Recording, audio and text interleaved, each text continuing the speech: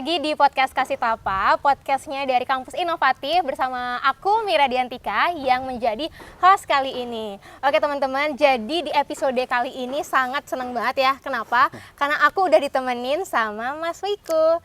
Iya, sebagai Ketua Genbi DIY. Jadi buat teman-teman mahasiswa, jadi beasiswa Bank Indonesia ini pasti udah sangat famous dan familiar ya bagi teman-teman di rumah. Jadi kita langsung aja ngobrol bareng sama Mas Wiku. Halo Mas Wiku. Halo Mira. Oke, mungkin Mas Wiku boleh kenalan dulu sama teman-teman di rumah. Oke, halo, salam kenal teman-teman. Perkenalkan aku Wiku. Di sini aku merupakan awardee beasiswa Bank Indonesia tahun 2022 dan 2023. Lalu juga diamanahi menjadi Ketua Genbi Regional Yogyakarta tahun 2023. Berarti kalau jadi ketua itu harus 2 periode ya Mas ya? Kalau jadi ketua harus di periode kedua kebetulan. Harus di periode kedua. Harus di periode kedua gitu. Oke, jadi untuk teman-teman yang belum tahu Bank Indonesia atau beasiswa Bank Indonesia itu mungkin Mas Wiku bisa jelasin langsung Mas. Oke, jadi beasiswa Bank Indonesia ini adalah salah satu kita sebut dengan program sosial Bank Indonesia atau biasanya disebut CSR kalau di perusahaan. CSR.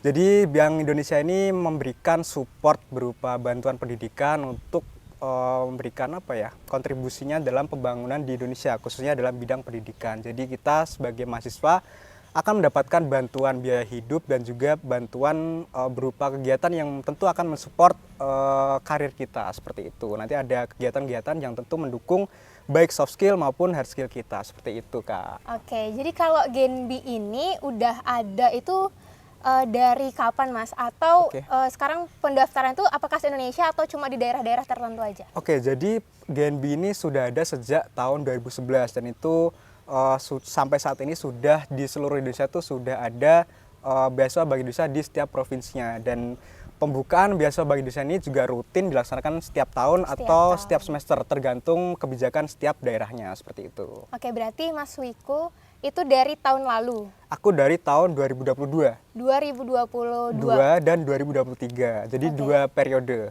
Oke. Itu coba ceritain awal kali Mas kenal sama Bank Indonesia itu gimana Mas? Oke, jadi pertama aku tahu beasiswa Bank Indonesia ini tuh aku dari kakak tingkat gitu.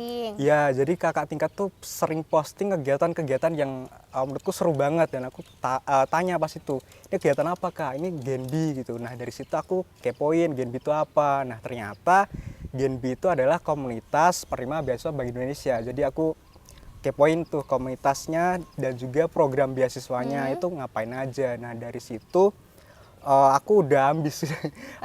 Iya, langsung tanya-tanya ke cutting, ini gimana beasiswanya, cara daftarnya gimana, terus tahap-tahapannya kayak gimana. Nah, di situ aku mulai mempersiapkan dari segala administrasi sampai ke tahap wawancara. Nah, dari situ aku di tahun 2022 itu aku coba apply dan alhamdulillah pada saat itu langsung diterima seperti itu. Buset sekali, coba langsung tembus tuh.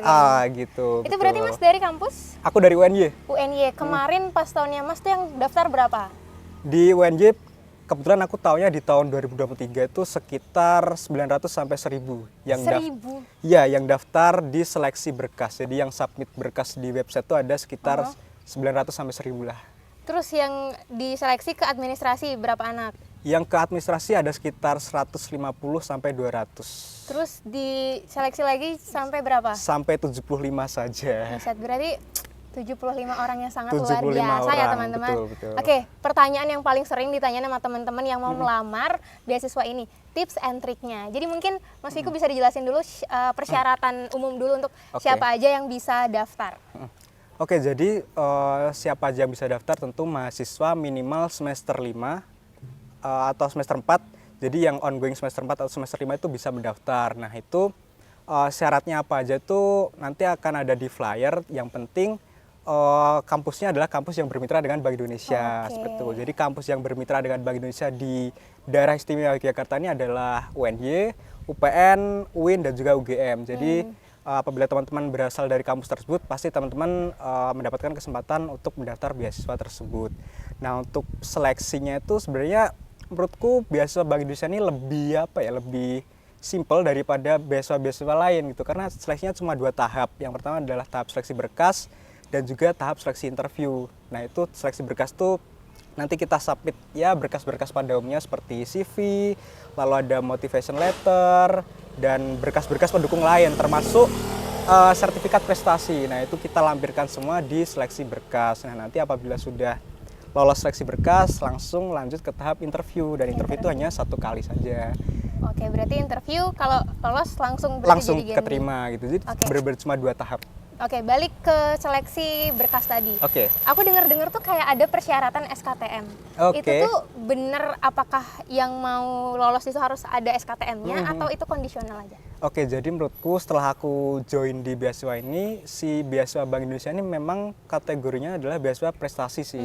Jadi memang yang punya SKTM diutamakan, tapi juga tidak menutup kemungkinan bagi teman-teman yang tidak memiliki SKTM gitu. Jadi basicnya adalah seleksi by prestasinya seperti itu. Jadi yang mungkin punya SKTM itu belum tentu auto lolos juga gitu. Karena kita lihat lagi prestasinya seperti apa, keaktifan di perkuliahan dan di kampusnya seperti apa gitu. Jadi SKTM itu hanya sebagai pendukung saja gitu. Oke, berarti Mas boleh di-spill dikit nggak pengalaman-pengalaman sebelumnya Mas atau prestasi-prestasi Mas sehingga Mas bisa menjadi salah satu yang lolos beasiswa? Nah, ini seru sih karena pada saat tahun pertama aku daftar beasiswa ini, aku tuh cuma punya satu prestasi yang benar-benar juara gitu loh.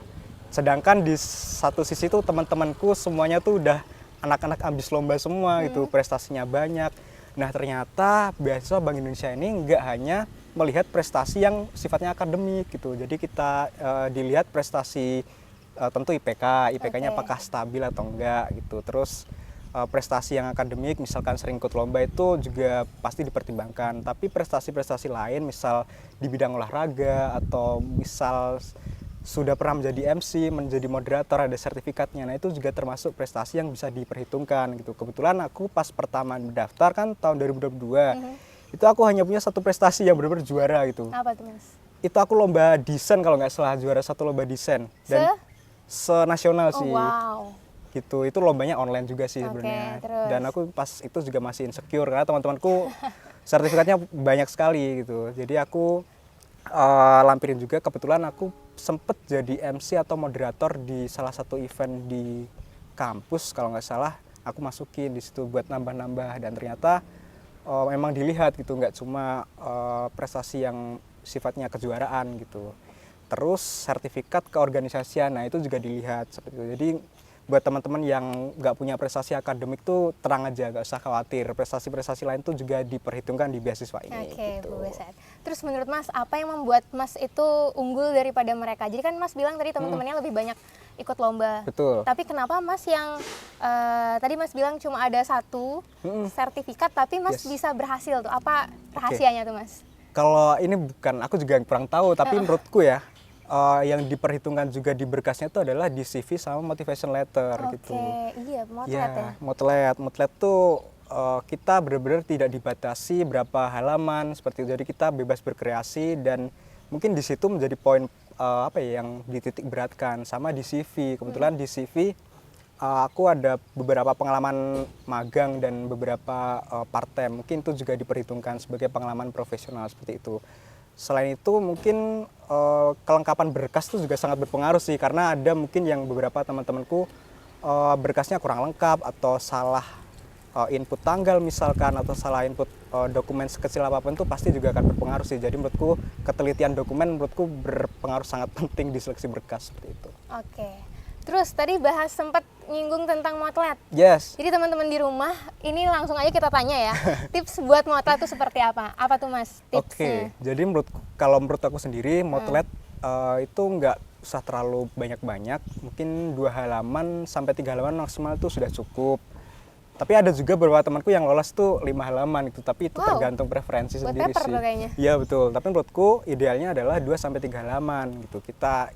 Pertama kita perkenalkan diri terlebih dahulu ya. Kita background pendidikan kita, background ketertarikan kita, lalu kita singgung sedikit keterkaitan antara pendidikan kita dengan beasiswa ini gitu. Nanti kita sisipkan komitmen apa yang akan kita kasih, misalkan kita keterima beasiswa ini, lalu di akhir biasanya ada closing statement. Kita kita kasih hal yang bisa meyakinkan kepada rekruter apabila kita tuh benar-benar layak mendapatkan beasiswa ini. Sebenarnya sih seperti itu. Jadi berangkat dari latar belakang kita, kesesuaian dengan beasiswa ini, lalu ditutup dengan closing statement yang bisa meyakinkan bahwa kita itu memiliki komitmen untuk menerima beasiswa ini gitu. Jadi kalau misalnya nih Mas, misalnya kan aku nggak tahu juga, Tuh. misalnya berkas kita udah oke, CV kita udah oke, tapi motret kita yang kurang, itu apakah sangat berpengaruh atau enggak? Menurutku sangat berpengaruh karena nanti di seleksi interview itu pihak rekruter dalam hal ini Bank Indonesia tuh akan melihat dari motivation letter kita gitu. Oke. Jadi kalau di motivation letter kita udah nggak jujur, pasti akan terlihat di sesi interview gitu. Karena Iya benar. pasti nggak akan sesuai seperti itu. Banyakan ngarang ya. Banyakan ngarang dan ternyata kok beda yang diceritain di motret sama pas interview langsung gitu. Terus salah satu berkas ada SR nggak sih, surat rekomendasi? Surat rekomendasi. Itu tuh kayak gimana sistemnya? Apakah kita harus minta SR ke orang yang sangat punya nama, entah itu Oke. rektor atau enggak, atau gimana? Kalau surat rekomendasi itu sebenarnya bisa dari tokoh sih, tokoh akademik maupun non akademik. Kalau biasanya dari kampus tuh udah menyediakan surat rekomendasi dari tokoh akademik. Biasanya dari wakil dekan atau dekan di fakultas. Tapi kalau teman-teman misal punya surat rekomendasi lain, misalnya tokoh masyarakat, itu juga diperbolehkan gitu. Karena di persyaratan itu boleh dari tokoh akademik maupun tokoh non akademik gitu. Oke, misal nih teman-teman udah lulus administrasi, Oke. lanjut ke wawancara. Lanjut ke wawancara. Tapi kemarin tuh aku sempet lihat atau dapat info di mana ada beberapa yang wawancaranya 2 kali Mas. Ada yang dari kampus, ada yang langsung semua. Oke. Kalau ya. di Jogja sendiri 1 tahap aja ya? Kalau di Jogja 1 tahap aja sih seperti itu. Jadi langsung nanti interviewnya langsung dengan pegawai Bank Indonesia. Oh itu jadi yang wawancara itu anak Bank Indonesianya? Iya, pegawai Bank Indonesia malah. wow. Beberapa pegawai bahkan ada yang pejabat Bank Indonesia juga. Jadi langsung kita berhadapan dengan penyelenggara programnya, benar-benar pegawai Bank Indonesia seperti itu. Wah, terus tips and trick lolos wawancara BI gimana nih? Tips and trick. Jadi mungkin aku sedikit informasikan bahwa di wawancara itu kita bakal dikulik dari motivation letternya tadi sama CV. Jadi kita bakal ditanya-tanya pengalaman atau kegiatan kita di kuliah tuh ngapain aja. Yang pasti itu terus beberapa personal question ya mungkin tentang ketertarikan dan lain-lain. Nah nanti juga akan ditanyakan biasanya tentang ke bank sentralan dan juga materi tentang Genbi itu sendiri gitu. Jadi memang beberapa recruiter tuh beda-beda gitu. Tapi pada intinya hal-hal tersebut adalah hal yang paling sering ditanyakan. Jadi menurutku tipsnya adalah belajar sih. Karena aku dulu pada saat seleksi berkas belum selesai pun aku udah belajar seleksi wawancara gitu. Padahal aku belum ada pengumuman lolos ke tahap sangat interview. optimis itu. Sangat optimis. Bagus. Sangat optimis. Jadi aku udah belajar, aku siapin materinya. Jadi materi ke bank sentral tuh menurutku banyak sekali kan. Terus aku pas itu bikin ringkasan gitu. Aku bikin ringkasan, materinya didapat dari websitenya BI. Biasanya cuma dari situ pertanyaan-pertanyaannya. Aku bikin ringkasan terkait BI, terkait Genbi, lalu aku baca tiap hari. Kayak dari nama Gubernur Bank Indonesia, terus kebijakan-kebijakan Bank Indonesia itu ngapain aja. Wow. Siapa kepala perwakilan Bank Indonesia di Provinsi DIY, sampai ke sejarah-sejarah Genbi dan kegiatan-kegiatan Genbi. Seperti itu. Jadi kita harus tahu juga dari yang ngasih kita beasiswa ini siapa dan bagaimana gitu Tentu, pasti. Kita harus tahu terlebih dahulu siapa sih yang ngasih beasiswa ke kita, karena ke depan kita bakal bersinggungan langsung dan berinteraksi langsung dengan Bank Indonesia sebagai Genbi gitu. Oke. Untuk apa tadi materi tentang ke bank sentralan? Ke bank sentralan. Itu waktu awal Mas. Jadi kan Mas ada 2 periode nih. 2 periode. Periode pertama dan keduanya itu nanyanya tentang Bank Sentral Indonesia. Oh, kalau aku di periode kedua tidak ditanya lagi Nggak Bank ditanya Sentral. Jadi karena aku udah tergabung ke Genbi, aku lebih ditanyain ke apa aja yang udah aku lakuin di Genbi. Terus selama mendapatkan beasiswa ini tuh apakah pendidikanku atau prestasiku tuh meningkat atau enggak. Biasanya lebih ditanya ke itu di tahun kedua. Tapi kalau tahun pertama biasanya materi ke bank sentralan seperti itu. Oke, jadi untuk teman-teman di rumah ya, jadi yang mau wawancara Bank Indonesia beasiswa, jadi harus belajar tentang. Harus belajar. Jadi ke websitenya ya. Ke website di BI, nanti ada tentang BI. Nah itu materinya semuanya ada di situ sih. Jadi emang sebanyak itu pertanyaannya atau beberapa aja Mas? Beberapa aja sebenarnya, cuma cakupan materinya yang luas. Jadi kita harus menguasai semuanya. Kalau pertanyaan memang nggak banyak sih, karena waktunya mungkin cuma 15-30 menit. Jadi memang kita yang harus menguasai semuanya gitu. Oke, nah waktu di wawancara tuh, yang wawancara tuh ada berapa orang dan seperti apa flow-nya? Apakah friendly atau tegang atau Oke. bagaimana? Ini kalau sepengalamanku sih 2 kali wawancara itu cuma satu pegawai saja yang mewawancari aku, jadi flow-nya kita masuk di Zoom, jadi interviewnya masih online untuk di Provinsi DIY ini. Kita langsung berhadapan dengan pegawai Bank Indonesia. Pada saat itu cuma satu interviewer aja gitu. Jadi menurutku kalau kita bisa enjoy sama wawancaranya, kita bakal seneng sih, karena kita bisa berinteraksi langsung, kita bisa diajak ngobrol. Jadi kuncinya di wawancara adalah bagaimana kita bisa membangun komunikasi yang bagus gitu. Kalau kita interaktif, tentu rekruter juga akan interaktif gitu. Pasti obrolnya akan lebih nyaman gitu, nggak kaku, dan bahkan kita bisa lebih diajak ngobrol tentang perkuliahan gitu. Kalau bedanya wawancara antara wawancara magang nih sama wawancara beasiswa BI, bedanya apa Mas? Menurutku mirip-mirip sih. Jadi lebih ke pertanyaan-pertanyaan basic seperti kekurangan dan kelebihan tuh ada beberapa ditanyakan. Terus mungkin perbedaannya lebih ke komitmen apa kita misal nanti keterima beasiswa ini gitu. Jadi ya mirip-mirip lah sama interview kerja gitu, interview magang. Interview magang. Mirip. Oke, yang menarik nih ya teman-teman, tadi pembahasannya tentang kebang sentralan. Mungkin tadi bisa lebih di-highlight lagi apa aja sih materi yang harus atau yang biasanya keluar Mas. Misal tadi apa itu Bank Indonesia, Betul. terus kebijakan-kebijakannya. Kebijakan-kebijakan, lalu Apalagi? nanti ada biasanya program-program yang Program-program. dilaksanakan Bank Indonesia, misalnya KRIS. Nah, biasanya ditanyain apakah sudah pakai KRIS atau belum, seperti itu. Karena itu merupakan basic dan program yang memang baru digalakkan oleh Bank Indonesia tentang akseptasi KRIS gitu. Oke, tadi juga ada ini ya, gubernur, Ada. petinggi-petingginya juga. Betul. Wow, Jadi nanti pertanyaan ada amazing. siapa gubernur Bank Indonesia, ya itu menurutku harus tahu sih, karena beliau yang menginisiasi program ini. Jadi kalian harus tahu seperti itu. Oke, misal nih Mas, kita udah belajar, tapi kita kan nggak tahu ya di hari H kita ngeblank. Terus kalau kita nggak bisa jawab tuh apa tuh Mas? Sebenarnya Tipsnya. kalau nggak bisa jawab atau tiba-tiba ngeblank itu, sebenarnya kita harus tetap percaya diri aja gitu. Kita coba menjalin komunikasi dengan mungkin mengarahkan topik pembicaraan ke yang lain gitu, atau mungkin kalau tidak bisa menjawab ya bilang saja maaf belum tahu atau gimana gitu. Maaf belum tahu, nanti setelah ini saya akan pelajari lebih lanjut, seperti itu nggak apa-apa, daripada kita jawab tapi ternyata hasilnya tidak benar gitu kan. Jadi mending ngomong aja kalau memang saat ini belum tahu jawabannya, seperti itu. Oke, berarti itu untuk wawancaranya nih. Iya.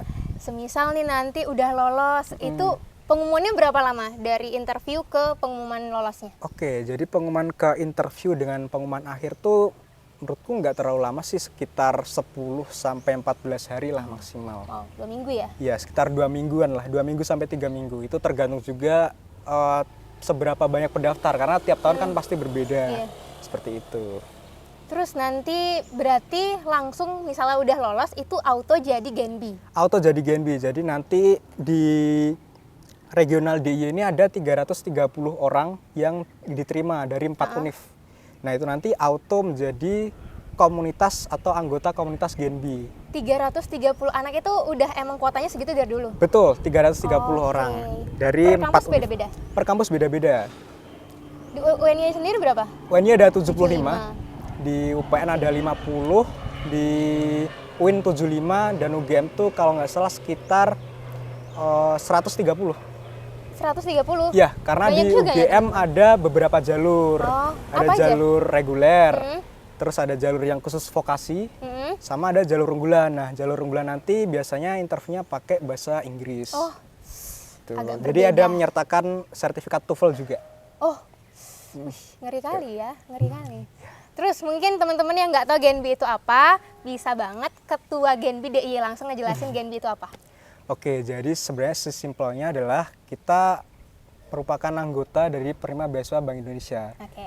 Dan di situ kita dinaungi langsung oleh Bank Indonesia, kita dibina langsung, dan Dewan Pembinanya adalah salah satu atau beberapa pegawai dari Bank Indonesia.